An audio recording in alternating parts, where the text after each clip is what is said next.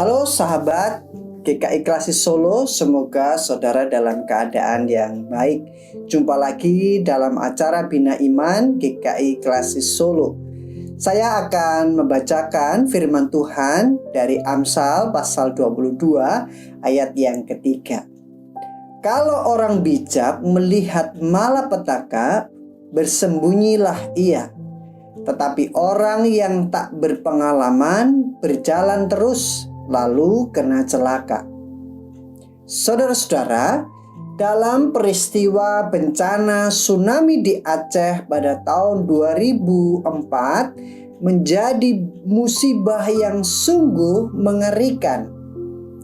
Di bencana tersebut ada hal yang menarik untuk diperhatikan. Titik bencana sebenarnya ada di Pulau Semelu. Namun di tempat tersebut justru minim korban jiwa. Dibandingkan daerah Aceh lain, ada banyak sekali korban sampai lebih dari 200.000 jiwa. Mengapa demikian? Ternyata di pulau ini memiliki cerita tersendiri soal bencana tsunami. Satu abad yang lalu, tahun 1907, pernah terjadi tsunami yang menghantam Pulau Semelu. Korban jiwa cukup banyak, rumah hancur, benda lenyap, dan banyak kehilangan sanak saudara. Tapi dari peristiwa itu memberi mereka pelajaran.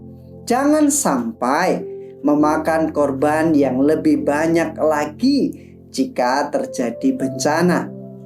Para tokoh adat dan tetua membuat kearifan lokal dengan memberi tanda dan peringatan jika ada bencana.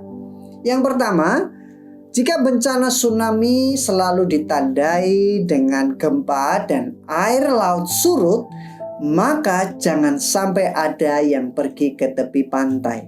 Semua harus meneriakan smong atau kata lain dari tsunami. Mereka harus segera bergegas ke gunung. Mereka juga memiliki lagu adat yang isinya kira-kira tentang tanda-tanda jika akan ada bencana dan bagaimana menghadapinya. Media penyampaiannya dari orang tua kepada anak-anak.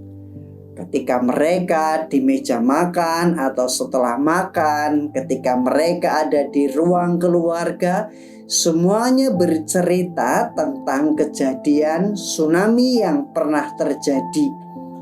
Dan cerita itu terus berulang. Dan benar, ketika terjadi tsunami tahun 2004, semua warga sudah dapat mengenali dan mereka melakukan seperti yang sudah menjadi cerita atau lagu adat tadi. Ketika ada tanda-tanda bencana, mereka segera lari ke gunung membawa semua keluarga mereka. Meskipun rumah, bangunan, dan harta mereka lenyap, namun banyak yang terselamatkan. Saudara-saudara, pengalaman tentu menjadi guru yang terbaik dalam kehidupan kita. Termasuk pengalaman menghadapi situasi yang suram dan menyedihkan, membuat kita belajar bagaimana menghadapinya sehingga terhindar dari resiko bencana yang lebih besar. Penulis Amsal mengingatkan kita untuk belajar bijak melihat situasi, menjadi pribadi yang tidak gegabah, namun selalu belajar dari kesalahan masa lalu. Jadikan pengalaman-pengalaman kehidupan kita sebagai guru yang terbaik. Tidak perlu takut akan kegagalan, tetapi belajarlah dari hal tersebut untuk bangkit, bertahan, dan terus berjuang. Meskipun kita tidak tahu apa yang akan terjadi di masa yang akan datang. Namun belajar dari pengalaman tidak ada yang sia-sia. Kita tetap bisa meminta penyertaan Tuhan dalam segala sesuatu yang kita lakukan. kita percaya Tuhan yang akan menyertai, menolong kita, memberikan hikmat dan kebijaksanaan untuk terus melangkah di tengah kehidupan. Bahkan di dalam setiap perkara yang pahit, kita belajar untuk terus bersyukur dalam setiap perjuangan kita.